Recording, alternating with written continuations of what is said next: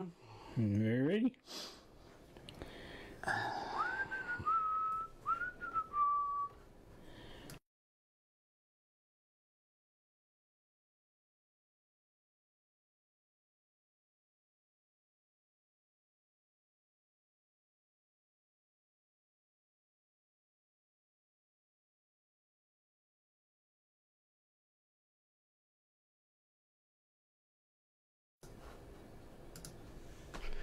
Welcome back, everybody. There we go.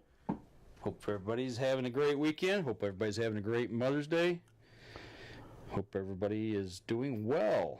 Welcome back to another episode of the Up North Journal. We're going to share on a couple social media sites here real quick, and we will get going here. There, that should be us. Make sure you get questions in, anything you want to ask, anything of that nature.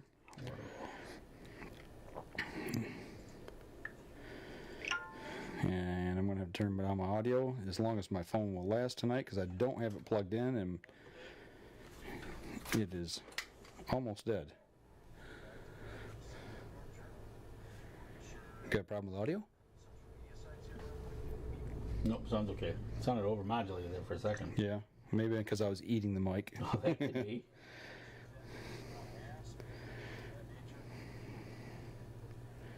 One more here. How about you ready, Dan? As soon as I turn down my audio. Alright. Woo! Ow! That's my foot. Alright. We are back. Hey, Charles Byram. Thanks for tuning in. Hey, Rob Lee. What is going on, my man? Glad you could join us tonight. We're just about ready to get rocking here. Yes, happy Mother's Day to all the mothers out there. Hey, Tom Genzel. Absolutely. What do you think, Dan? You ready to start this dog? Let's do this. All right. A little out of sorts tonight before we get going here. Just, we slammed everything together because I had the studio tore apart, took some stuff up north with me, and scrambling. Had to spend time with Mama. But we did a fine job putting it back together. I think we got a pretty good show lined up tonight. Got some stuff going here. So. Absolutely. Get to listen to your adventures up north. Yeah, well, we'll see how that goes. Right, exactly. All right, you ready, Danny? I'm ready. Let's do this. All right. Here we go. Stand by in 3, 2, 1. Welcome back to another episode of the Up North Journal. I'm your host, Mike Adams, sitting in the cabin tonight with Dan DeFault on this glorious Mother's Day. Absolutely is. How you doing? Hey, Andy Eberhard. He's just tuned in here tonight. So got our people joining us on the live Facebook stream, and if you're listening to the podcast and on Sunday nights you want to catch us on the live stream of Facebook, check it out. Check it out. Get back on Sunday night. Get your favorite beverage. Get your favorite snack. Bring your mom. I got my favorite beverage. You got my Hunter's Blend coffee here. We got our Hunter's Blend coffee for the show. But other than that, it's episode 463. 463. Marching on to 500. That's right. I tell you what, it's finally been a decent week. Yeah. The weather's been good, except for a couple days here. I don't know how your weather was up north. It was a little rainy yesterday. Depending on where you were, from what I heard, there was a lot of rain to no rain to I don't know what you had. We didn't have rain, but we did have some mighty cold temperatures. It was cool. It was cool. And I don't mean as in, hey, that's cool. No, it was cool as in cold. It was cold, so. We had frost the first morning and the second morning. The first morning, sitting out there. It looked cool. After things kind of settled down, after the morning hunt, kind of slowed down a little bit, and I wasn't on my feet. Yeah, you got a little cold. Yeah, it got a little, just a little chilly. It was funny. I saw that on the TV station that the northern lower had frost freeze warnings. It was like, really? We're in May here, and it's Michigan. It was cold. Yeah, so we didn't have like a heavy frost. Second morning they called for a frost freeze warning, but we got up. I don't know. We was getting up at like 4 in the morning, 4:15, and there wasn't that second morning. It was like 36 degrees. That's cold. So, I mean, it's still cold. It is cold. So, but no, it was a good time. A guy I used to work with as we talked about last week, he retired in January. Randy, a buddy of mine that I've worked with for several years. I think he had 25 years in the station. Okay. I'm going on 29 this year, but he's a little bit older than I am, and he retired. And before he retired, he asked me, he said, would you take me turkey hunting? And I'm like, heck yeah. I said, that's a no-brainer, man. I said, we can do that, absolutely. Sweet. So you spent the weekend, Thursday, Friday, Saturday up there? Yeah, we left out of town about 7 o'clock. I got out of work at 5, come home, threw everything. I had already pre-packed the night before and had everything ready to go. Slammed it all into the Jeep, and I'm trying to remember. There was something I was trying to put my my tow deck on the back of my Jeep. It's those platforms that go into the hitch, into a receiver. And I had a heck of a time. I call them a dog bone. It's the locking mechanism put on it so people can't just pull a pin and take your hitch. Exactly. So I had a heck of a time getting that undone to pull my hitch out and put the deck on. It was froze up. It was froze up or seized up? Okay. Seized up. Mechanically. Yeah. Okay. It was like, imagine two pieces of metal together that oxidize and they won't turn. Oh, yeah. Yep. That'll do it. And I'm like, oh, man, what do I do? What do I do? And I thought, man, maybe I throw some WD-40 or oil on it. And I'm like, that's just going to collect more dirt, and gum it up. And then I thought, wait, I got something here a little while back. And this is a little trick I learned a while back. It's graphite. Yes. It's a powdered graphite, and we had a problem with our lock here on our house seizing up. You just squirt it in there. Squirt it in there, put the key in a couple times, 3 or 4 times to work it into the lock, and then start working, and bang, it just pops loose. Yep. I said, I've still got that here in the house. Went in, got it, squirted it in there, ran the key in 3 or 4 times, holding it, started, and all of a sudden, bang, when it freed, it was just like glass. Yeah. See it was smooth as glass. So that's pretty cool. I was a trip. Yes, graphite, especially with car doors. So that being working in the car industry, that's something that absolutely they recommend, huh? Absolutely. So okay. So if you get out of here at 7 o'clock on Thursday night, you actually got up there at a pretty decent hour. Yes. I did top off fuel, stop and grab groceries real quick. It's really nice when you hunt with somebody and they think like you as far as food goes. Okay. And you like the same things. We were in and out of that store. We had breakfast, lunch, and dinner. We had 2 breakfasts planned, 2 lunches planned, and 1 dinner. That quick. And we were in and out. There you go. See? So that was nice. It is when you got a little plan together of what you're going to have. Yeah. Instead of doing, well, what are you going to have? What do you want? Yeah. I don't know. Yeah. Just have a plan, get it together, and away you go. Yeah. Well, we talked about it on, the way to the store. We had about an hour drive to get to where we were going to stop to get groceries, a 24-hour supermarket. And it all worked out. Yeah. Sweet. When we brought back was you could carry like this in a bag. There was that much left over. One little bag of leftovers. Yeah, half a gallon of milk and half a jug of orange juice. That was it. Oh, that's nice. That Yeah. You did yourself well on. I don't like overpacking. No, you can definitely do that. Yeah. Then you're bringing home just as much as it seems like you took up. Yeah, exactly. And with my dad, that's the way it goes. Oh, really? You take up wheelbarrows full of food for 2 days. It's like you plan on going into survival mode up here or something for about 2 months? We planning on starving? Yeah. You're going to be here well?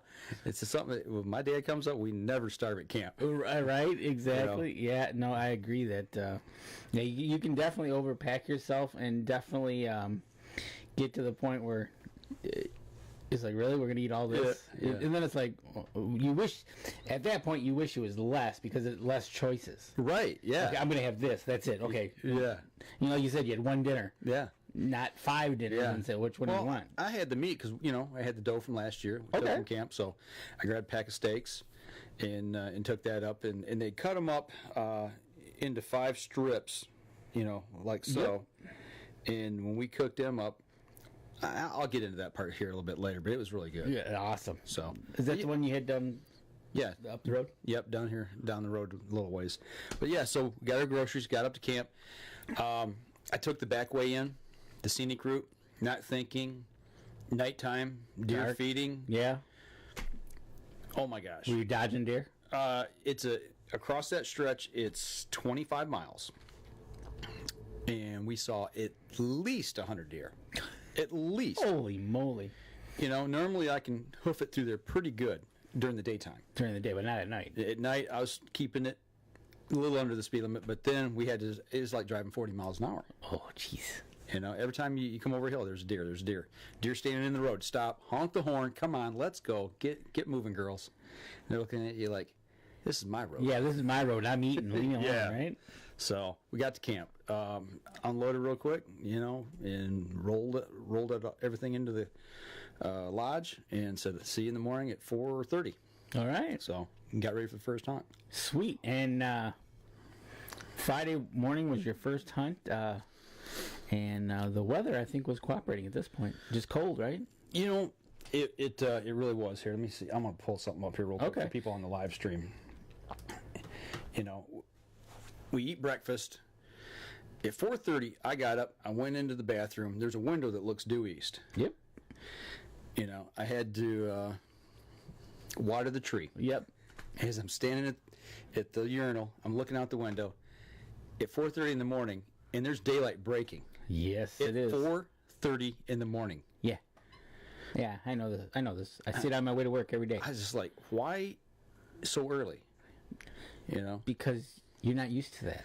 I'm not. I'm So- used to that. I'm used to heading south on the highway, looking to my left, going, "Yep, it's getting light." Well, there wasn't a lot of light. No, but you can tell it's coming. Yeah. And if it's clear, Yeah, it was. It was crystal clear. it's like in the comics when the sun pops up. It's almost like that because it gets so light so fast, and you're like, "Wow." So I went back in. You know, he's getting stuff ready. I had my Hunter's Blend coffee going in the coffee maker. You know, because that's the first thing I did. I got up and got the coffee going, and I said, "Dude, it's already breaking daylight." I said, "We gotta hustle up and get moving." We got to move. Yeah. So as we started rolling through breakfast and everything, we kind of hustled up and got out the door as quick as we could. And when I walked outside, for those who are on the live stream, this is what we ran into. But what's nice about that is you don't have to drive miles to get to where you're going. You're there. No, but we did walk out first morning. Okay, so you walked out the first morning. Okay. Yeah. You know where that picture was taken. Okay. I know exactly so, where that. Now, the second picture I took, we walked a little further up that hill, and you'll be able to see that right there. You know what hill that is. Yep. And there's the moon, you know. So that was a pretty cool shot. That is cool. And I walked up, maybe 300 yards from there, hammered the owl hoot call, and waited for a second. All of a sudden, Really? you know, one kind of straight ahead, and then another one, off to my left, and then way off to my right a little bit, I hear, and I'm like, I know where those birds are at. That's back in my area where I hunt. I got an idea where they're going to come through at. I said, we got a half-mile walk, but I said, we're gone. So we just hoofed it and took off. All right. So, we get in and get set up on the birds, or what we thought, where we thought we should be. And Now, are you okay? So you're taking a first-year hunter with you who's in tow. Yep. And you're going to be in a blind, or you're going to be doing the old laying up against a tree for the first morning? Laying up against a tree. Okay. Yeah, we didn't have a pop-up blind set up yet. I knew where I was going to put one, but I didn't have it in the woods yet. Gotcha. So we get to cruising.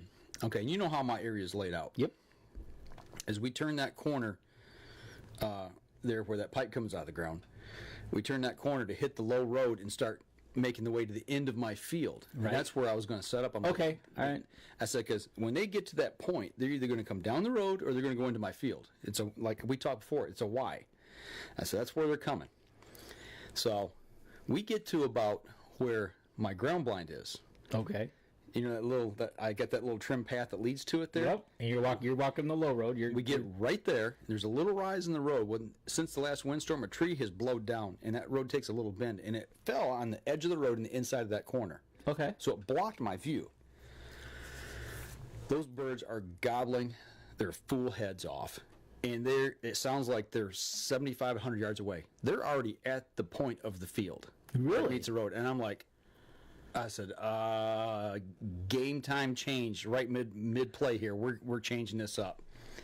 He's like, what are we doing? I said, I'm looking. I'm like, I didn't want to separate us because I need to be able to talk to him and tell him when to shoot and what to look for, this, that, and the other, you know.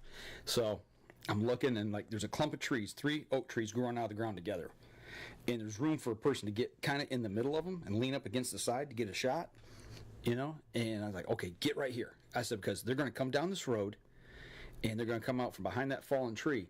When they do, that's 20 yards. Dead smoke, you know. I mean, that's easy.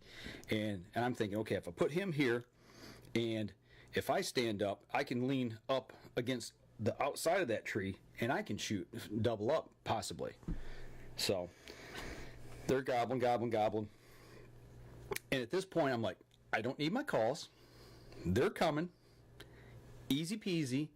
My backpack is about 7-8 feet from me. Okay. Just out of arm reach, okay? Uh-oh. I'm up, he's ready, got the safeties off, waiting. They're gobbling. All of a sudden, they quit gobbling, and we're waiting. About a minute, 2 minutes pass. I'm like, something's wrong. I look, I can't get him. I said, I don't want to move and get my backpack. And as I start to look back up for my backpack, my eyes catch them. They're in the field. Oh, no. And here they come, down the field, and they're coming. They're going to walk right next to your ground blind. Well, about 20, 30 yards outside of my ground blind. Yeah. All right. They're about 80 yards from us. And I see him, I go, and I just put my hand on his shoulder. I said, don't move. 3 gobblers to your right. Don't move. I said, when I tell you to move, I want you to pick your gun up and swing it from in the middle of them trees to the outside and get ready to shoot. Because I was hoping by some stretch of the imagination they would turn and come up through there. But I knew they weren't. So I said, go. He made the turn. He got ready. I heard the click. He's waiting. Here comes the 3 birds out, and they appear again from out in front of my blind. And I'm like, I almost said when we were there standing there before we hit that tree, I almost, for a split second, ground blind, or you know, my gun blind. But I didn't do it. And in hindsight, we probably would have made too much noise trying to get in, get the windows down, get the door, all that. But we could have set up next to it. You could have used it as cover. As cover, yeah. So, you know, one of those things. But that's like you said, that's a game time decision. You're on the heat of the moment. Heat of the moment. You got to make a split second decision. Yeah. And it's not like a bird that you can. It's not like a game animal that you can run around and make off. They'll pick you out and that'll be it. Yeah, yeah. So they appear, and I take that back. At one point before we sat down, I grabbed my calls and I did call. I remember that. Let's back up just a little bit, and that was before we sat down, because I heard them gobbling, and that's when I knew they were coming. They were like coming on us. I put everything down and it was away from me. Okay. You know, because there was a point that I was like, these birds hung up in the field. They got. If we're looking straight ahead, they got 90 degrees to us. They came in as far as the sound was. They were just 80 yards off of it. Yep. And they did what I think gobblers should do. They get in the field. Okay, there's ladies down here. We hear them. Gobble, gobble, gobble, gobble. Here I am. We're in the middle. We're in the most viewable area possible. Yeah, come to me. Yeah, come on, ladies. You know? Let's go. That's how they work. And so you got them to within 80 yards. And well, the big one. Okay, so there was just three gobblers. That was it. Yep. Okay. And the boss, he was full strut, dragging wingtips, parading, doing little pirouettes, doing circles in the field. And every time he would gobble, the other 2 would fire off. And this went on for like 3 or 4 minutes that they stood there and did this. And I'm just like, you stinking little so-and-sos. Yep, exactly. You know, they had you. And they got kind of jiggy, and then they started off. And then they turned around and came back. Oh, really? You know, they went about 20 yards down, turned around, came back to the same spot, and did it again. You know, and all the time, I almost reached and grabbed my call at that point when I watched them disappear. And as I started to reach for my bag, they came back. I was like, really? You know, this is the way it's going to go down. And they hung around for just a second or 2, and all of a sudden, off in the next field over, I heard, yup, yup, yup. Dude, they turned on a dime and Away they Away went. they went, huh? Yeah. Wow. Yeah. They're So that was that hunt. man. And that was your first morning. It's not over yet though. Well, that's got to be exciting for him. Oh yeah. So I tell you what, let's take a break. Step outside. We come back. We'll wrap up this morning hunt. So all right. We'll be right back after this. All right, we're gonna save this off. Anybody chiming in there on the live stream? Josh Hagerman. Good luck on the bird, guys. Hey Josh, what is going on? Right. I think he shot looked like a Miriam Really? this weekend. Nice. I think. I know he shot a bird, and I think it was a Miriam, if memory serves me. 4, 6, 3. Almost done here, guys. We'll get rocking with the next segment. All righty. I don't know about you, man, but it's getting hot here in the cabin. I think we need to turn the heat down. Looks like a Miriam to me. Yeah, isn't it a Miriam? Yeah, I think so. Rios don't have a whitetail fan, do they? Wait. Or is that a Rio?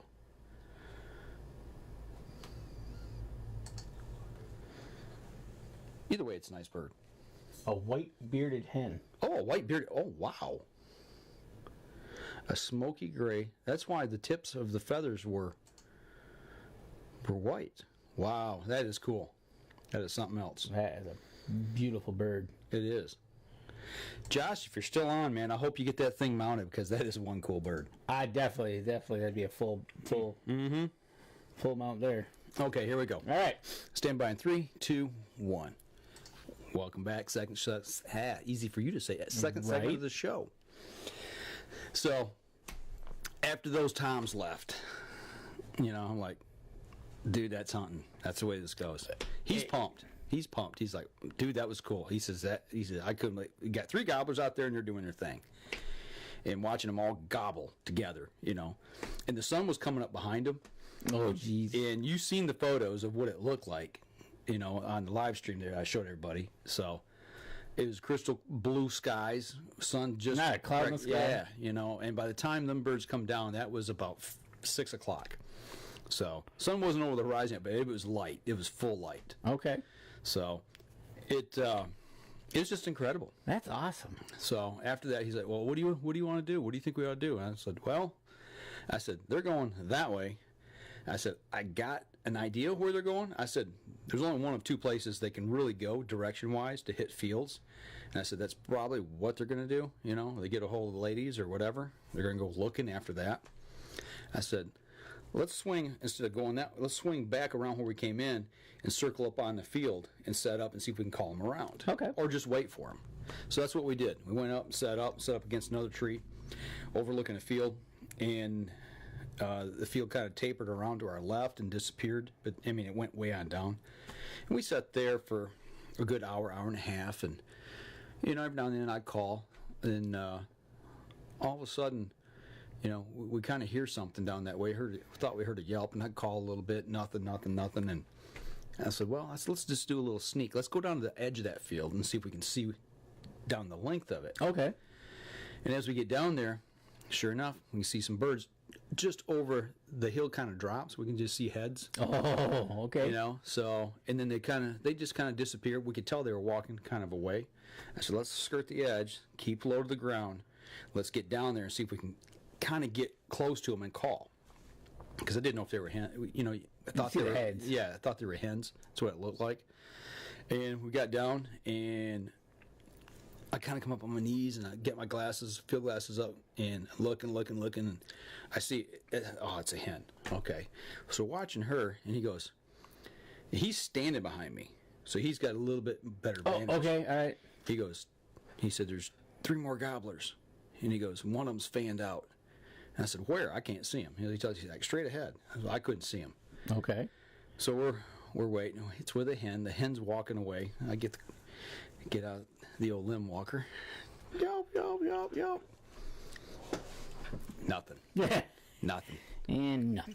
Well, he says, we're watching. I said, any reaction? He's like, no. He said, they're chasing the hen off.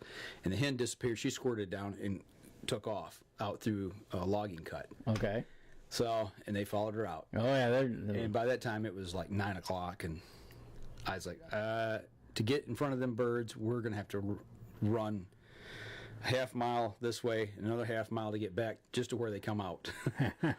I said, and if you run behind them, I said, we're not going to catch up. Right, exactly. So we called it a morning. That was the first day.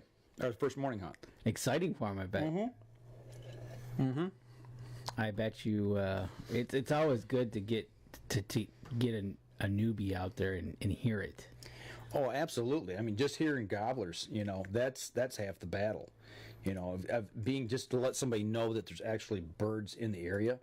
This was us setting up. That was the second set of the morning. You know me, got to have my coffee. Yes, you do. You need your coffee. For those of you on the podcast, I'm showing a photo of where we were set up at. That's Randy sitting to my left, and I got the limb walkers out and my shotgun laying there, and took a coffee break. Well, hey, you're in the woods having a cup of coffee. You got your gun, so you're always hunting.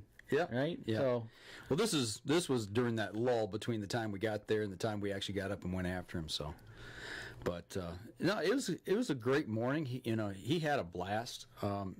He said he learned a lot just seeing those gobblers and seeing how birds work and calling. He'd ask a lot of questions about calling sequences and cadences and things of that nature, and even the owl. Speaking of owl, I did the who cooks for you too. Right. The second morning, we're going into the woods, and I'm getting ready to call, and we hear a barred owl. Okay. Hoo hoo hoo hoo, hoo hoo hoo hoo. He didn't do you. Who cooks for you too? He just said who cooks for you. Who cooks for you? Oh, really? And I'm like, And then off in the distance, same thing. Another one. And then off in a different direction, a third one. We had 3 owls in there, and they were calling each other, but they didn't have the last part of that cadence. Okay. I've always heard, who cooks for you too? Yep, that's everything I've read and seen. Yeah, so, about. I don't know. In northern Michigan, maybe we got owls that take shortcuts. maybe they drop off as part of the sentence. Yeah, I don't know. But yeah, it was noticeable. Well, now I got to listen next time I hear the owl. Because after last week's show, Kelly sent us a picture of a barred owl that was in the backyard. Right. So now I'm going to listen now. Okay. I usually hear them either at night or I'll hear them in the morning when I'm going to work. And Randy, who went with me, he's a bird watcher. He loves watching all kinds of birds, and he knows his birds. And all of a sudden, we also heard, whoo! I mean, just real loud. I mean, it was real close. One who. He goes, that's a great horned owl. He goes, we got great horned owls up here. I go, I said, I guess so. Because I don't know. I said, I don't know. But yeah, it was a whole different hoot. Really? Yeah. Yeah, so I learned something from him. And so now you know you got 2 species of owls. Yeah, evidently. Wow, so, that is so cool. Yeah, so. When you're, I'll have to listen for that too. But so far I've only got the 1 species of owl that I know of. Okay. So, after that we went back in, eat lunch, come back out for the evening hunt, grabbed a pop-up blind, drove the Jeep in to a somewhat close spot so we didn't have to carry a pop-up blind on my shoulder and all the gear and everything. Right. Then I take that back. I drove up to my high road blind, grabbed a chair, come back down, and then we carried the chair and the blind from that localized spot. Right, yeah. And as we walked past, grabbed the other chair out of my low road blind, so we had 2 chairs to sit on. And went down, set them up, and set up for the evening hunt. All right. Set up right there. And set up right where them birds came through that morning, right where I wanted to be, where the field and the road come together. Okay. And now this is what you talked about last week. This is the spot that you visualized setting this blind up in. So you did do that, and you're ready to go. Had I set the blind up, or had we got to that point earlier that morning, they would have been right in your lap. They'd been right there. So, and actually, I got them on passing the trail cam, knowing that that's where they came from. What time do you think it was when you first you heard them, and then you got to that oak tree? Was it already? Oh, it was well past shooting. I think shooting time was 6 something probably early. I think it was 5 something. It was 5 something. I can't remember exactly, but we were out the door and on in the woods, and when I hit that hoot owl call, it was 5:30 a.m. Okay. And I looked at, by the time they left the field, you know what? it was like 6:20, 6:30. And you know what? In being there, it was daylight. Yeah, and there's no clouds, no nothing to slow them down. So, I mean, it was daylight quickly. Yeah, I think they pitched down quick. Yeah, so their day started right off the bat instead of being cloudy or something like that, or foggy. Kind of they just hold up a little bit. Absolutely. Because that's what.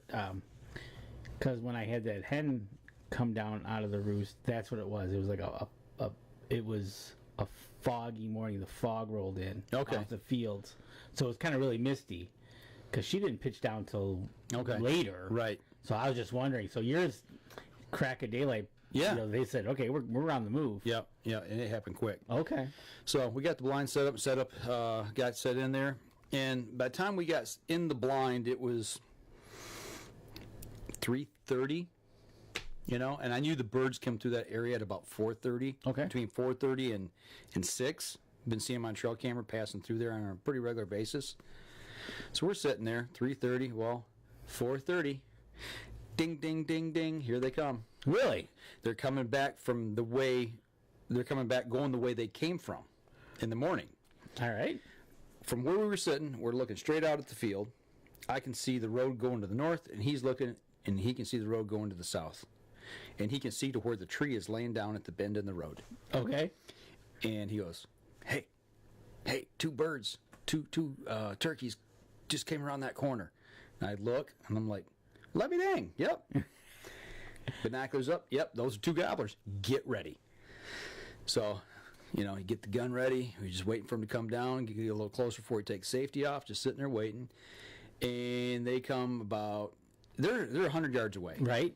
They get to about 80 yards, and they go, boop, into the field. And I was like, okay, no problem. They're going to feed through the field and come on down, and they'll be right here dead front center. No big deal. So we watch them go in the field. I got the camera with me. I swing the camera around, and I'm taking a little bit of video when I can see them busting through the weeds and the trees. They get in the field. Okay, guys, you can turn at any point in time. No. They cross the field, go into the brush on the other side, and go back into another field. Really? Yeah, and they squirt through two other fields and go back out to the east. And there's really no other way back to the fields. I mean, it dead ends back there. But I know they roost back there too. Right. So I'm like, okay. So they're going to roost back there tonight. Mental note, you know, remember that. So we're sitting there just waiting for the day to finally finish out. Maybe something will come from the other direction. And I'm looking up there, and all of a sudden, whoa, there's a turkey. Get the binoculars up, but it's going away from me. You didn't pass in front of me. You didn't pass through the field. The only I can figure is it came off the oak ridge behind us and came out and around and squirted and hit the road and was going to the north. I'm like, oh, okay. And then about the last half hour of the day, we're getting bored. You're sitting there, you're in a pop-up blind, you can kind of talk lightly, you know, and you're watching. And I look to the left, you know, I'm looking, nothing. I turn back, we're talking for maybe 30 seconds. All of a sudden, he goes, bird. And I go, where? He goes, right there. And I turn and look, and there's a hen, 15 yards in front of us, boop, boop, boop, boop, boop, boop, boop, and turns and runs back and goes back the other way. Where did you come from? I just looked 30 seconds up the road, and it would take you a good minute and a half to get to us. I don't know where she come from. Have no clue where she came from. Wow. So she probably came up from behind you, heard the voices, and probably kind of like, what's going on? Could have, yeah. She could have come off that oak ridge. Yep, and just kind of, what's going on? And then when you finally did move, she's like, okay, enough of that. I'm out of here. Right. So, and that was hunt. Wow. Into the hunt. So, we went back, got back to camp at about 8:30. Made dinner, cooked up steaks, cooked up my deer steaks. I kind of changed the subject a little bit here for dinner. Okay. I did something with the steaks that I've always prepared deer meat a certain way. But my dad he's like, you ought to try to cook it in extra virgin olive oil. He says they cook up real nice in that. Okay. I'm like, whatever. I do mine my own way. When we get up to camp, I'm like, okay, there's these strips, they're, about 2 inches wide and about 4 or 5 inches long. Right. And I'm like, you cook them on the grill, it's going to cook them right up, they'll shrivel up, be dry. I said, what am I going to do? Looking in the cupboard, and I go, extra virgin olive oil. Well, let's try it. I was like, well, never done this before, we'll try it. So I put them in there, put some mushrooms in there, we had some veggies, and it was awesome. Really? Yeah, they were really, really good. Did you do salt and pepper and then just... No, I did that. I put a little pepper on it afterwards. Okay. So... Yeah. Put it all in the same pot and in the pan and just... Well, I cooked the meat, and then towards the end I threw the mushrooms in it. Right, yeah, did that towards the end. And, it came out great. Nice and juicy, and it was awesome. It's always good to have a good dinner at the end of the day. Oh, dude, I was ready to go to bed. Well, yeah, no doubt. Slept like a baby. Right? Exactly. Actually, I didn't. I tossed and turned most of the night, but... You have a good dinner, it's usually what happens. Yeah, so... Let's tell you what, we'll bump up on second break here. Why don't we take our next break and come back, we'll talk about yesterday's hunt. All right, let's talk about it. All right, we'll be right back after this. Okay, hopefully everybody on the live stream is... We got any questions over there? Nope, no questions. This is going on. Tammy's out there. Josh is out there. Krishner's is watching. 4, 6. Come on, guys and gals, give us some questions. Something we want to talk about. Gotta have something exciting here. This is exciting. A first-time hunter. Yeah, it was. It was. I had a good time. Actually, what we're about ready to talk about, it was probably... First morning was awesome, but... Second morning better? Well, I don't know if it's better or frustrating or what, but there was quite a show, put it that way. All right. So, hang on one second here. I want to get a couple things ready to roll here. Get them ready? Yeah. Get them ready. And then we'll get rocking along here. All right, you ready? Yep. All right, stand by in 3, 2, 1. Welcome back, third segment of the show. Dan, before we get going too far here, I got to give a shout out to one of our sponsors here, Lim Walker Game Calls. Right there's 3 of their calls that we were using in the field. The slate, the aluminum, and the red slate. Yep, and I really didn't have to use the aluminum. It wasn't windy. Right. Didn't have to throw calls a long way. And but yeah, the slate and the red slate got used quite a bit, especially the second day. That's when I really went to town on them. So I just wanted to give Tim CS there a quick shout out. Lim Walker Game Calls. Go over on Facebook. Check out his Facebook page, and he does a live stream every Friday night at 8 o'clock. 8 o'clock. I always mess that up. But I think he did one last night. He must have switched nights because I think he did it last night. Okay. But he'll tell you if he's doing it. Jason Radecki. Mike, he just joined in. Did you say anything about the link I sent you about New York and the schools? Not yet. Save that for the end of the show. End of the show. Remember that. All right. So, all right. So, second day, second morning. Get up. Bright and early? Bright and early again. Actually, we got up a little bit earlier because of what happened day before. First day. Okay. So we got up at 4 a.m. Got up, had breakfast, got out the door, and actually drove out. So we were in the field probably a good 30 to 40 minutes sooner than what we were the day prior. Okay. But we had overcast skies. I don't have it. I took a picture, but I don't have it loaded here to show on the live stream. But yeah, there was more cloud cover. And as we're driving out, I'm like, okay, so what do you want to do this morning? How do you want to play this? It's, this is your first time up hunting. I'll cater to whatever you want to do.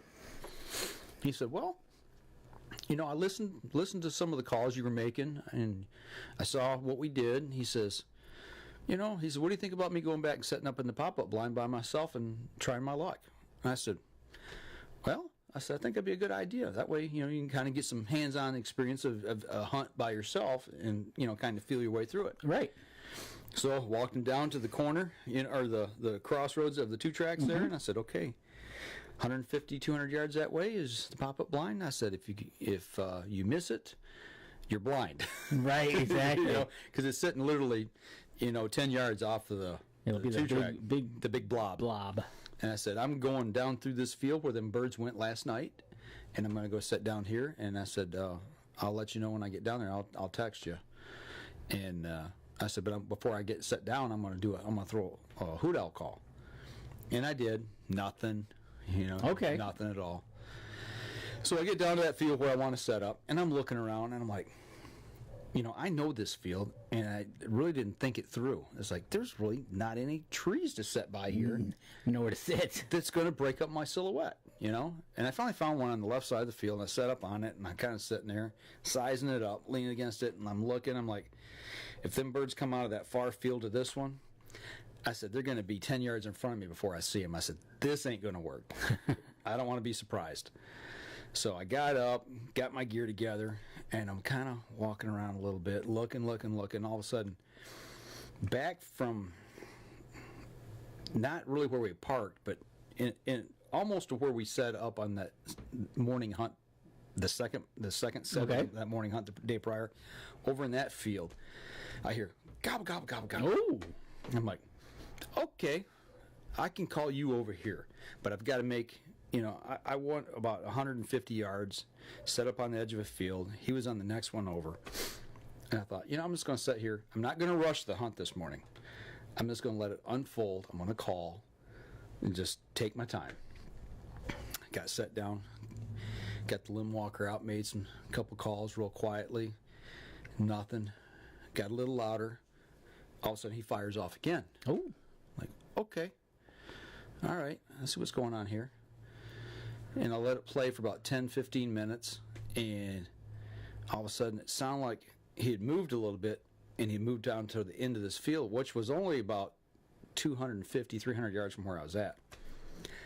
Well, my inner mic kicked in. Oh, boy. And I'm like, I got to go. It's time to go. So I got all my stuff up, and man, I'm hoofing it across the field, and I get over to a 2-track, and I stop, and I'm waiting, I'm listening, and I hear him gobble, gobble, gobble, gobble. I said, okay, he's in the middle of that field.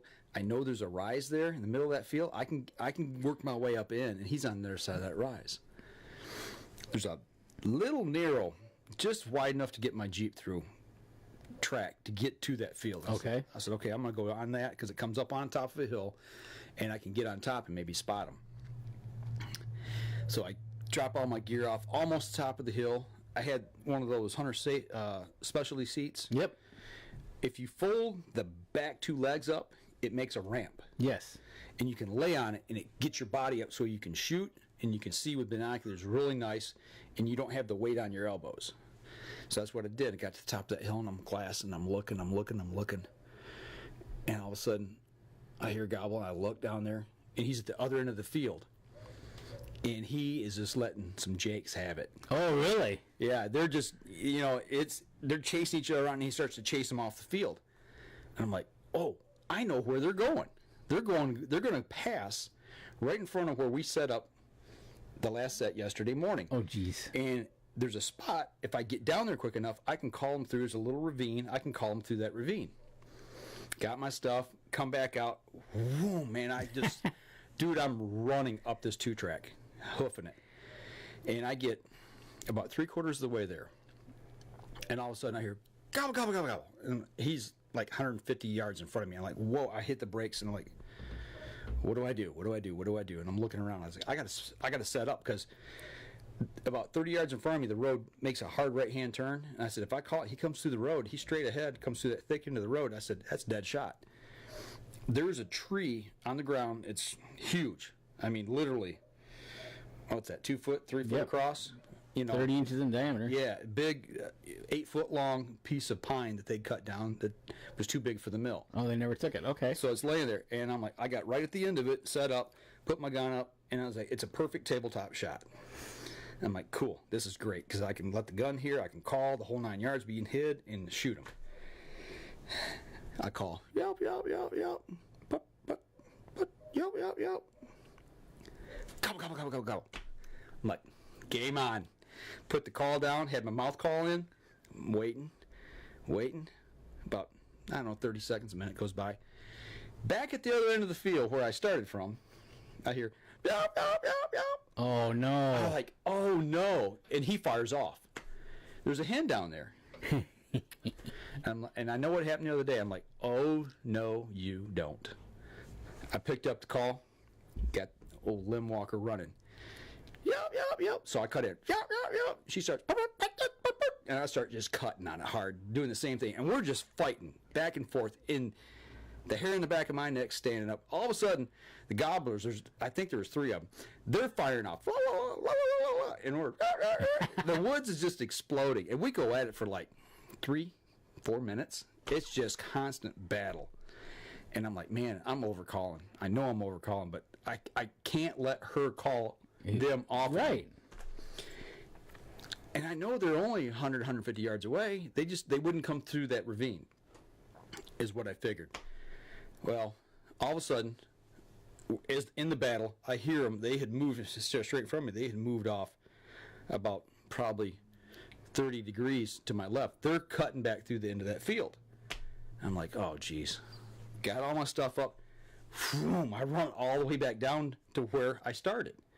But I didn't get to that little tiny road. Okay. I made it maybe 20 yards from it. And I hear them gobbling. And I hear her cutting and putting. And I'm like, they're going to come down that little tiny road. So I just flopped on the side of the road, got my chair underneath my chest, got my gun up. I'm waiting. And about 60 yards in front of me, I see her squirt through. And I'm like, how did she get through there? You know? And it didn't dawn on me, but that's the logging cut. So it's open. Right. She just cruised right on through. I'm like, oh, no. And then I'm looking. Here comes 2 or 3 other birds behind her. I'm like, oh, geez. So I watched, and they got out to the road and went away from me. And the road makes a hard right-hand turn. As soon as they made that turn, they disappeared. I got up, got all my gear, and I went as far as I thought I could get without getting busted. And I see them cutting through. I see the heads moving through the trees on the road, you know. I can see gaps in the trees. And they hit the next field. And I'm watching, and I'm starting to get ready to move. And I move a little bit down, and they turn, and they start coming back. I don't know what scared them. Something busted them, and they started coming back up the road. Oh, boy. I'm in the wide open. Oh, here we go. I'm like, there's no cover. I'm standing at the edge of the logging cut. I just flopped on the side of the road, got the gun up, and I'm waiting. And I see one head pop out in a little opening, and that was it. I sat there for 30 minutes on the ground. They must have went on the opposite side of the road and took off. Yep, just kept on cruising. Yeah, I was just like, oh, jeez. So the scolded hen scolded me. Yeah, you got scolded. That's pretty wild. Dude, I bet you I ran easily a mile and a half, just that quick. Zipping around. Yeah. You know, back and forth. Right, exactly. Yeah. And that was just on that road. I didn't count on getting over there the first time. It was wild. I felt like I'd been in a track meet. You know, but that's hunting. Well, exactly. That's hunting. You don't know. You know, another time you might be doing this, they're going to walk right out in front of you, and that'll be it. Well, and that's, you know, I'm like, my inner Mike kicked in again, like Yeah, I said, and I started chasing and pushing. Did I push? Did I do something wrong? I don't know. You know, I hear so many people say, you know, I don't run and gun because I don't like pushing the birds. I like letting them come to me eventually, and if they do, they do. If they don't, they don't. But sometimes I think I might be getting just a little bit antsy and pushy and just getting too aggressive. Right, exactly. Like you said, you might have been calling too much. You might have been moving too much. You might have been just letting it play out. Yeah, but Randy was about... See, because really, think about that now. If you would have been where you started, when that hen came out and was calling... If I'd have stayed there... If you would have stayed there and let that play out, she would have brought them right to you. She'd have brought them right in front of me, probably within 10, 15 yards. Right. Yeah. When I was laying down and I snuck up to the edge of that field. Yep. Yeah. Because it was just a little narrow chute, and then it opens up into that cut. Yeah. That's where she came through. And that's the other thing. It's like, if you'd have stayed put, you'd have got it. Gonna have to get you some anchor shoes. I guess. I don't know. So how is he doing? You had this morning going. This was yesterday morning. Yeah, he didn't see a bird. He didn't see a bird. No, he had a doe walk up within about 15, 20 yards from him. He got out of the pop-up blind, because he's got a little board. And he's like, I'm going to go sit over there in that deadfall at the edge of the field. Okay. So he's sitting there, and this doe sees him and starts walking up to him and kind of turning her head and looking curious, like, what are you? The guy was in about 15, 20 yards, and then all of a sudden figured out that he wasn't a tree and took off. You're moving. I'm out of here. Mm-hmm. That's speaking of that. So he didn't see nothing. Did you see a lot of deer? We did yesterday evening. Okay. But before that, no. Okay. No. But I said, did you hear birds? He's like, yeah. He says, back to my left, he said, I heard a couple of hens. And he said, I heard gobblers. I go, that was me. I said, one of the hens was me. He goes, that was you? And I go, yeah. He said, man, he says, it sounded like two birds fighting. I said, thank you. Yes. That's what I wanted. I said, good. It sounded good then. That's right. Yeah. Okay, so that was yesterday morning's hunt. Yep. So you got one more evening to go here. Mm-hmm. But we're going to save that for the next segment here. Exactly. So let's step outside. We'll be right back after this. All right, folks. One segment to go. Don't let me forget what Jason Radecki was talking about. Yeah, I want to, let's hit that. Make sure we save a little bit of time here at the end of the show. Alrighty, here we go. Stand by. 3, 2, 1. Welcome back. Last segment of the show. Last part of the hunt. Saturday evening. I didn't have a clue as what to do. Okay. Birds were scattered all over. I know they're usually a little more tight-lipped in the evening. And, I said, Randy, I don't know what we're going to do. I said, we can go down and sit in the pop-up blind and hope for the best, see if they come back through. Because what I was seeing on trail camera, they were coming through that area about every other day. Okay. If they came through twice the day before, chances are they're not going to come back through that afternoon. He goes, well, why don't we just check your trail cameras and see what's on them? I said, that's a good thing. I said, we can see if birds have been through the area since this morning and see what direction they're going. Right. See where they're headed, maybe. So that was at 3:30 in the afternoon. Okay. At 2:30 in the afternoon. So you're checking your cameras. Yeah. I checked the first camera at 2:30 in the afternoon, an hour prior to us getting there. 3 longbeards walked in front of that camera heading to the north. And you were back at the cabin. Yep. That's good. And I was like, this sucks. And he goes, what? And I said, an hour ago, I said 3 birds went that way. Three longbeards. I said, look, here they are. Right here on the tablet. I download the photos, And he says, well, what do we do? I said, we've got a scouting report right here. It says those birds went that way. I said, why don't we go that way? Right, exactly. And he's like, well, I said, they're either between here and the north end of the property or they're at the north end of the property. I said, let's go back to the Jeep. It's a 5-minute walk. Take the high road up. That way we'll be on the edge of the property. We'll skirt on the high side. They're down here on the low side. If we pass them, we're not going to bump them. We'll just drive down here and park and then walk in. I said, I got 2 spots we can set up. Okay, let's do it. Game plan. Boom. Away we go. Good. So we drive. Good game plan. Drive to the north end of the property. We get out about 400 yards from where we need to be. And there's a little tiny mowed path that skirts the edge of this big, huge hayfield. And this hayfield is about 300 yards long and about 150 yards wide. It's huge. Wow. And you got to walk about 350, 400 yards to get down to the end, make the turn, and come in. There's a little pinch point down at that end. It's a mowed strip about 25 yards wide and about 50 yards long that leads into another smaller food plot. Okay. At the end of that food plot's a bunch of red pines, and then birds sometimes will roost in those trees. And I thought, let's go sit on the pinch point. I think we can sit there. Birds will squirt through there, hopefully, in the evening to roost. And we'll see them coming from 300 yards away. So we get down there, kind of set up, and I'm looking. There's 4 trees, big pine trees. And one of them's about 2 or 3 yards off the field. The other one's about 5 yards off the field. And about 3 or 4 yards behind the other one.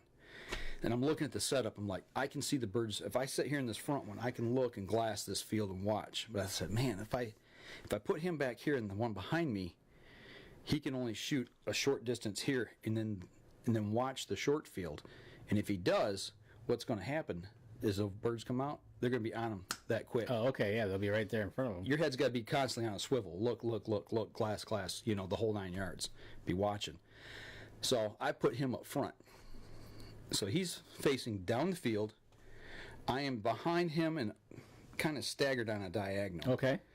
And I'm sitting 90 degrees his opposite. So I'm looking across the short shoot. He's looking the length of the short shoot. So, in being a left-handed shot, I can shoot in front of me. Right-handed shot, I can shoot in front of me and then to my left to the short field. He's facing 90 degrees the opposite direction. He can shoot straight away and then across the short shoot. We're there half hour, maybe.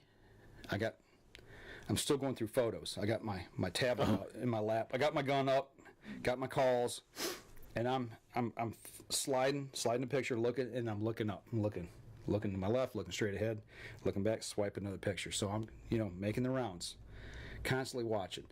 And all of a sudden he goes, "Mike, birds." And I'm at that point I'm looking at my tablet. and I just cast my eyes up and look straight ahead. Look to my left, don't see anything. So I scanned to my right.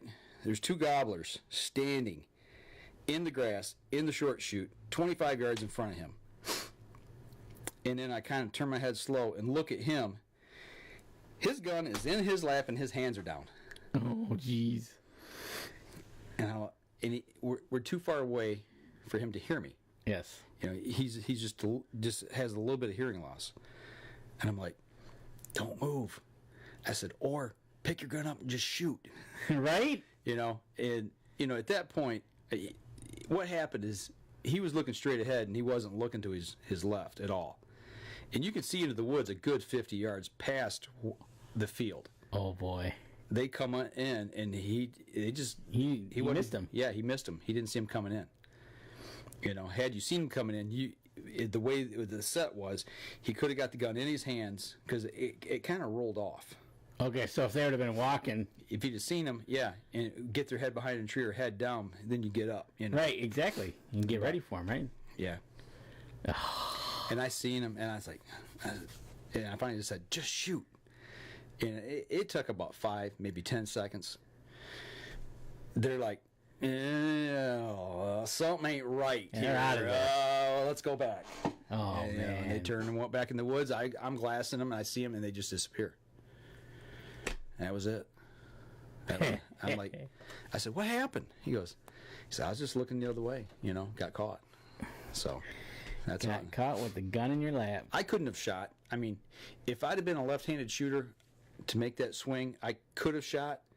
But if, like, for where you and I are sitting, I'd have been shooting like this.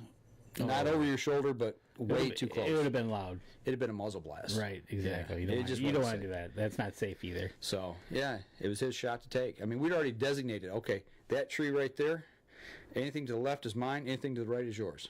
You were on your side of the tree. And they were definitely on his side. So. That's funny. Yeah. Yeah, and he wasn't sure of the distance either. He's like, he said, I thought they might have been too far. From where I was sitting, because as soon as they took off, I grabbed my rangefinder and hit the tree that they came out by.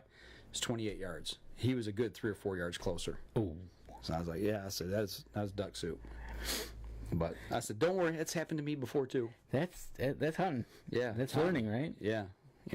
So actually we got up and moved back to the short field after that, like a half hour after that happened.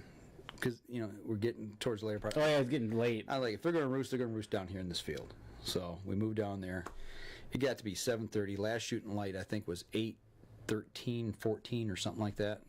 7:30, he turns around and he goes, I'm bored. I can't take it anymore. He said, let's just go. Okay, fine. That's cool. So I packed up my stuff. We step out from underneath these 2 big pine trees. And as I'm walking out, he goes, Mike, there's 3 turkeys down the middle of that field, about 200 yards. And I said, seriously? He goes, yep. So I stand up. I mean, they're ways away. And I I can't see them with the naked eye. I see a dot. That's all I can see. Okay. Get my field glasses up, and I'm looking at my binoculars. I'm like, yep. I said, 1, 2, 3, yep. Okay, 2, looks like 2 times and a hen. I said, I'm going to try to call. I said, 30 yards straight ahead, get behind that clump of trees. He does. I kneel down. Yeah. I mean, I just hammer it, Get the field glasses up, look. They're just walking off, I'm like, okay. I said, well, where they walk to, that field has an opening. It opened up past that short chute, and they disappeared behind them trees. And there's 2 little bends in that side of the field. Okay. I said, let's go, man. I said, he goes, what? I said, we're running. I said, we can get all the way up to that point where they disappeared without them seeing us. I said, we got cover. We're running. Get up to that corner. I get down on the ground, and I kind of ease out from that tree, and I thought I seen the bird. Got my binoculars up and look. I'm like, yep, okay, that's the hen. She's like 30 yards right there. I said, get up there. Come on, you go by me. He goes, what am I going to do? I go, army crawl right to that corner. I said, if you see the tom, I said, shoot it. Right? So he comes up around the corner, and he gets up there, and he waits for a second, and then he stands up, and I'm like, there can't be any birds. They must be already gone. And they went on. Oh, okay. So after that, we called it a day and came home. There you go. So overall, did he enjoy it? He had a ball. He said, I'd never been before. I wanted to see what it was like. He said, it was exciting. He said, yeah, I got bored this afternoon. And you got a picture with him before you left the field or anything like that? Oh, yeah, yep. I forgot. I got that in here. Yeah. Let me show the people on the live stream. Might as well. Well, actually, you know what? I want to show you. This, when he missed that bird, or when the bird came in on him, that was the setup right there. Oh, okay. See, that tree behind me? You can see his shoulder sticking out. Yep. And it came from your left. They came from the left. Yep, left of that photograph. And he was looking probably straight out. He's looking straight ahead. Yep. And you see where the trees, you can see up there about 75 yards where the trees kind of jut out. Yep.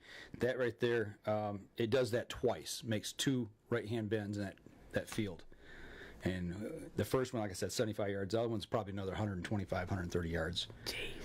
And that's what we ran up to there at the end. But, yeah, he had a ball. It was a good time. And hopefully got him hooked on turkey hunting now. And well, on the way home, we were talking, and he said to me, he said, I think this is something I could do with my son because his son lives over near Grand Rapids. There's some birds over there. Yeah, he said, but I don't know where to hunt. And I said, well, I think there's plenty of state land. Yeah, there's plenty of opportunity over there. I said, we can ask some guys, ask around, and I said, they're not going to give you their spot, but I said, they'll tell you maybe a general area. Right, exactly. So we'll see what happens. Oh, that'd be awesome. So yeah, he says, I'm ready to go again next year. So yeah, he's good deal. He's hooked. So excellent. He said that the biggest thrill for him was the first morning watching those 3 toms do their thing. Oh, seeing that is just amazing. Mm-hmm. Especially if he's first morning out. Yeah, right. First morning out and bang, you have something like that and it hits. That's the way to get people into it and get excited. So exactly. Well, sounds like a good hunt had by all. Yeah, it was. I had a great time, and I learned a few things along the way. You learned about an owl, and you learned about getting scolded by him. Yes, I got talked to. You did. You got a talking to and lost. Yeah, I did. I had to go sit in the corner. You did. You just sit down there, and I'll take the boys. Yeah, that's what happened, man. So, but before we go, this weekend we got a message sent to us from Jason Radecki. Yep. To a link, and it was out of state of New York. And there's some legislation that's being proposed in the state of New York to ban any shooting sports in the school, like skeet teams. Skeet, archery. Archery was another one. Trapping. Anything to do with the outdoors, they're wanting to completely ban any affiliation within the schools, like the National Archery in the School program. Yeah. In light of what's happened recently, and I'm not making light of that. No. That's their reason. That's they're using that as the basis for this legislation. It sounds like. Yep. So yeah, one of the Democrats in that state is putting forth a bill to try to because that'll promote it. Yeah. Because when you have a mass shooting with archery equipment, Right. it happens. Yep. You're And trapping. Trapping's a good one. Yeah. You could probably have a mass trapping. Yeah. Right. Right. Like I said, I'm not trying to make light of that school shooting. It's just the fact of what people are trying to do. It's just another way to try to strip people away from doing things. Right, exactly. And the best part is I'd really like to know this person, that senator's background. Right. What's he or she do? She. Does or doesn't do, or what's her... I guess I didn't see it. I saw the headline and I just shook my head.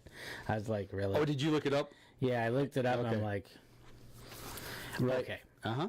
Because, we talked to Tristan Cole here and he's doing exactly the opposite by taking those senators and representatives that don't do it and say, hey, come with me. Let's show you how much fun we can have. I'm going to show you how to have fun at doing this. Yeah. And this is what it's like. Do it safely. And exactly.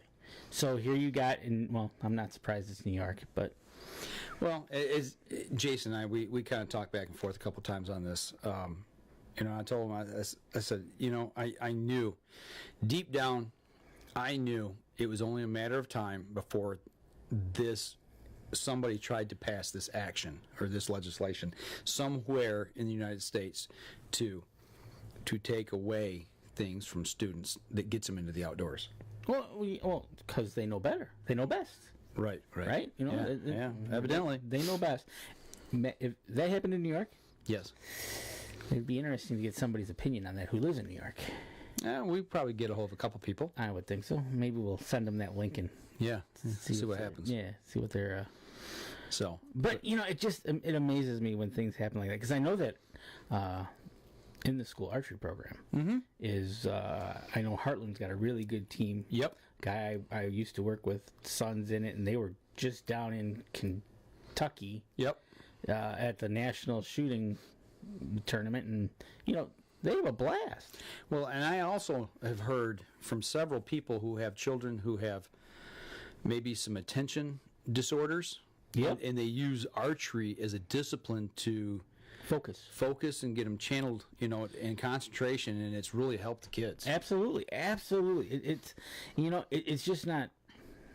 Hey, here's a gun. Go out here and have fun. Shoot up something. Okay, so that's the other the skeet teams we have in the state, right? Yeah. They're promoting that exactly that. It shows them how to safely handle a firearm, go enjoy the sport, and same thing with archery. How to safely handle archery equipment, safely shoot in masses, no less, because you're on a shooting line of a bunch of people. Yep. And I hear you. It's amazing. So, you know what? Interesting. Not surprised. Yeah, I will actually in the show notes on the podcast. I'll put that link to that story. So, so everybody that's listening to the podcast, if you go to our show notes, follow the link back over to our podcasting service page. It'll be there. So right. So, well, I'm glad you had a good weekend teaching another hunter. Yeah, how it went. It was a blast, and it was a guy I used to work with for 25 years. It was a blast to share a hunt with somebody I know. Actually, we've taken him goose hunting one time before as well. Sweet. So and there you got him up on the screen right now, smiling away. So I actually forgot we got to put our picture back up here. We're sitting here talking. I got that picture up. I completely forgot. We need a director. That's the problem. When I put pictures on... A director and button clicker, right? Yeah, Right. So we put pictures up, and all of a sudden I just start to lose track of what's going on. I'm multitasking here. Exactly. But. All right. Well, I'll tell you what. We had a great time. I want to wrap up the podcast portion of the show here. So, what? Billy Hoffman says the Fenton High School trap team won the state championships. Oh, their trap shooting team? Yep. Very nice. Yeah, and Tim Cias has been in church and he's missed it, but he can always watch the replay anyways. Yeah, Tim, make sure you go back because I got a picture on the live stream here you need to check out. So. Right. So cool. But I tell you what, for everybody that's on the live stream here, hang on for just a second. We're going to wrap up the podcast right now. For all those of you listening on the podcast, you want to see what we've been talking about, go to our Facebook page. Check out the live stream that we did on Sunday night, and you'll see a repost of it on Wednesday. On YouTube? Sometime Wednesday on YouTube. I'll post a link on Facebook so you can watch it wherever. All right, sounds good. You guys, if you feel worthy, if we're worthy of it, make sure you share our stuff. We really appreciate it, getting other people involved and seeing what we're up to. Absolutely. So, All right, that'll do it for us this week, folks. And for those of y'all on the live stream, if you got any questions, you want to chit-chat, we got a few minutes here. We'll hang out, and we'll entertain a few things if you'd like. Throw them at us. That's right. But yeah, it's you know, it's always good to get a new person out there and doing that. That's cool. It was a blast. It would be cool if next year he gets his son out there and they get birds. They get birds. Yeah, that would be cool. Yeah, it was a hoot, man. I enjoyed spending time and just you work with somebody, you know them. You know, you share stories and this, that, and the other at work. But when you share a ride up north, and you share 2 full days of hunting in the field, lunches, breakfast, and supper with them, and a ride home, you get to know them a lot better. You do, and that's one of the things. Okay, so at my work, it's funny because the old timers, I guess, they always talk about that. Oh, we used to go. We used to have a skeet league. We used to go. They could still have a golf league. We used to go boating. We used to go do this. We used to go do that. It's like, man, nobody hardly does that anymore. I know it. So there's a couple of guys like they go on the golf league. We're talking. I said, well, you know what? Let's get the bows and we'll go shoot 3D here during the summer. Right. You know, and we did that last year a couple times, and it's different when you're walking along, chit-chatting about this, that, and the other. When you're not at work, you're not any of that. It's totally, you're not saving the world. Exactly. And it's like, you know, you cut it up, you joke around, you laugh, you know. It's something that it's good to do. Yep, absolutely. So, got anything else there? Oh, hold on. Charles has got something here. Uh-oh. It says see more. Charles has got a note for us. My hunt a couple of days ago ended when a mushroom hunter walked into my decoys. The only satisfying thing to come out of that was he had no idea I was there, and I scared the out of him when I stood up 15 yards away. There you go. Oh, and Billy Hoffman says he loves watching Randy's boys shoot. Nice. Yep. Nice. You know, and he says they're getting good at it. Good. And I know Nolan really likes it. Good. He was really trying to get into that. Yeah. So. I tell you, I'm gonna have to go over and shoot go do a shoot. I got my talking about shooting. Land O'Lakes, real close by. You remember, right? Yep. Of that club. They do 3D shoots and things every over there. Thursday. Well, that box you walked by when you came in the door. Well, guess what I got? Well, I'm hoping.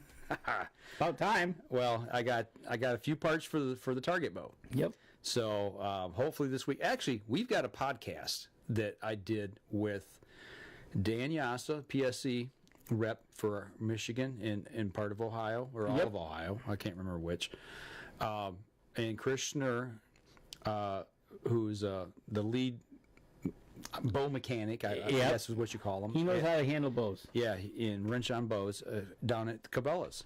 And you went down there. You did a podcast with him. A couple of segments. Talked about using target shooting to up your game and make you a better shot in the field for hunting. So that's the route we're going in, and I've been saving that until I get the stuff for the bow, so we can talk about the podcast that I did with them and put it together when we're putting the bows together and when we start shooting. So that's awesome. So we got that coming up. We'll have to play that. Yep, Billy Hoffman every Thursday night, Open 3D. Tim Cius is back on track with his PSE surge. Good deal. Glad to hear that. Absolutely. Absolutely. Get him in his.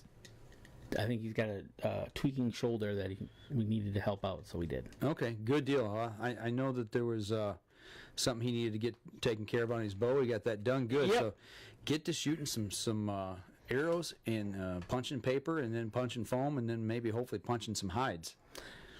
October is not that far away. No, it's not. I like that. What's the date today? The 13th of May. Do you realize Tuesday it'll be 6 months to opening day of firearm deer season here in Michigan? I can't wait. 6 months. I mean, we're already 6 months removed from it. It's hard to believe. So yeah, I know. Right? Yeah, I know. It's like we're halfway through the year. Yeah, we are. We're running up on it really quick. And it seems like yesterday when we were up north. And it seems like yesterday was still cold. Oh wait, it was still cold yesterday. Right. Okay, we haven't gotten there yet. Right. So, all right, guys. All right. We're going to sign off here on the live stream. Like I said, if you would, feel free to share this. Share us, give us some likes. Yeah, show us a little bit of love that way. That's We right. really appreciate it. All right, folks, that'll do it for us this week. Y'all have a good week, and we'll be back again, same time next week.